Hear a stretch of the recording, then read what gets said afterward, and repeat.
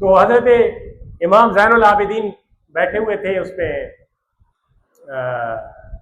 مسجد حرام میں طواف کی جگہ پہ، جو اس وقت کا بادشاہ تھا نا ہشام بن عبد المالک بن مروان، یہ بیٹھا ہوا تھا۔ تو اس نے طواف کر کے دیکھا تو حجر اسود کے جو ہے نا مقام، وہاں پہ بہت زیادہ ہجوم ہے اور بھیڑ ہے۔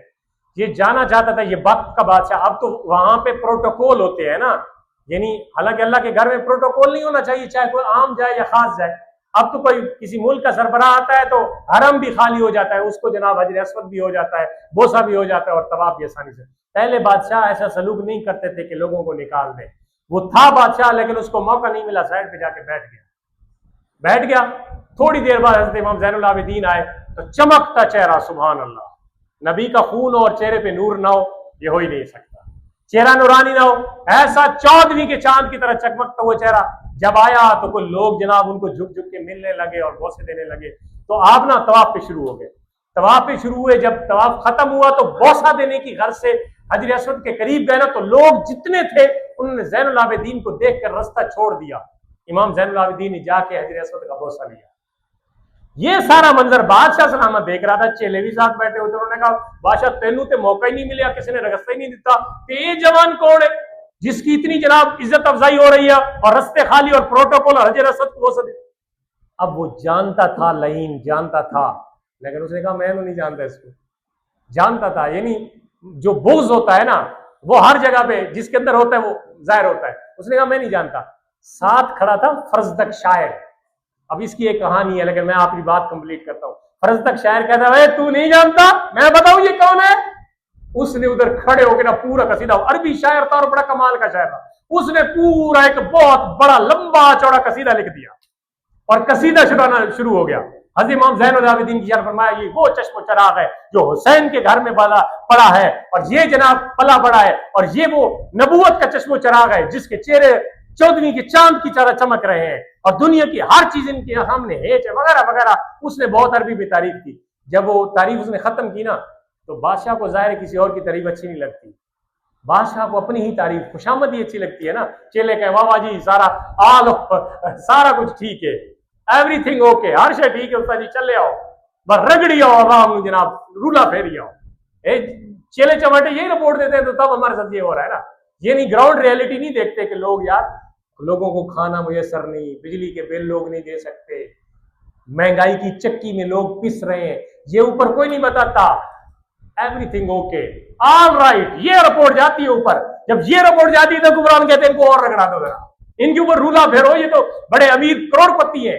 حقیقت بات کر رہا ہوں نا، ادھر بھی یہی ہوتا ہے، ادھر پہلے حکمرانوں میں یہی ہوتا ہے، لوگ کہتے ہیں ٹھیک بادشاہ تھوڑے یہ بندہ ہی کوئی نہیں، تھوڑے یہ بادشاہ ہی کوئی نہیں دنیا پہ۔ اس نے کہا اچھا سن لیا یہ وہ ہے، اب سن لیا نا، پہچان لیا۔ اس نے کہا پڑھو انہوں، شاعر نو پڑھو، بڑا آیا میرے سامنے کسی اور نے قصیدے پڑھا نا، پڑھو انہوں لے جاؤ فلانی جیل۔ اس وقت بھی ظلم تھے، فرزدق شاعر کو صرف تعریف کرنے پہ اس نے پکڑ کے جیل میں بھجوا دیا۔ حضرت زین العابدین کو پتہ چلا، آپ جیل پہ تشریف لے گئے، بہت سارے انعامات کے ساتھ جیل تشریف لے گئے۔ آپ نے ملاقات کی شاعر کے ساتھ، آپ نے فرمایا آپ نے بڑی اچھی بات کی ہے، آپ نے رسول کے خاندان کی تعریف کی ہے، تو ہم آپ کو ملنے کے لیے آئے ہیں اور یہ تحفے دینے کے لیے آئے۔ اس نے کہا حضور بڑی مہربانی، میں نے ساری زندگی بادشاہوں کی کتے خانی کی ہے، ساری زندگی میں نے بادشاہوں کے قصیدے لکھے۔ پہلے جو شاعر ہوتے تھے نا وہ بادشاہ کی خوشامد لکھتے تھے، پھر بادشاہ چوڑے ہوتے تھے ان کو انعام دیتے تھے۔ کہتا ہے میں نے ساری زندگی خوشامد لکھی ہے، قصیدے لکھے، لیکن لکھے اللہ رسول کے نہیں، بادشاہوں کے لکھے، بڑے بڑے انعام انہوں نے۔ پہلی دفعہ زندگی میں نے پہلی دفعہ آل رسول کی تعریف اور آپ کی تعریف کی ہے بغیر کسی لالچ کے، میں مہربانی کرے مجھے یہ انعام نہ دے، یہ تو معاوضہ بن جائے گا۔ آپ نے فرمایا نہیں، میں آپ کے لیے انعام لے کے ہوں، آپ کو تسلی دیتا ہوں، انشاءاللہ آپ باہر آ جائیں۔ میں کہنے کا مطلب یہ ہے کہ آپ بہت سخی دل تھے، گھر میں کچھ نہیں ہوتا تھا تو یہ وہ خاندان ہے جو دوسروں کے گھر میں کھانا پہنچاتے ہیں۔ حضرت امام زین العابدین رات کو بھیس بدل کے لوگوں کے گھروں کے چکر لگاتے تھے، غریبوں، مسکینوں، بیواؤں، ناداروں، محتاجوں، ان کے گھر میں کھانے پہنچتے تھے۔ یہ وہ لوگ سخی لوگ تھے۔ حضرت امام زین العابدین 95 ہجری میں ان کو بھی پھر زہر دیا گیا۔ اہل بیت کے ساتھ کون سا ظلم نہیں، ان کو بھی 95 ہجری میں محرم کے مہینے میں 95 ہجری میں حضرت زین العابدین جو حضرت امام حسین کے بیٹے ہیں اور حضرت علی پاک کے پوتے ہیں، ان کو زہر دیا گیا اور 95 ہجری میں آپ کا وصال ہوا۔ سنیے، حضرت امام حسین، حضرت زین العابدین کے 6 بیٹے ہیں اور ان 6 بیٹوں سے پوری دنیا میں نسل چلی ہے۔ ایک ہے عبداللہ البائر، دوسرا ہے محمد باقر، تیسرے ہے زید الشہید، چوتھے عمر الاشرف، پانچویں حسین الاصغر اور چھٹے علی الاصغر۔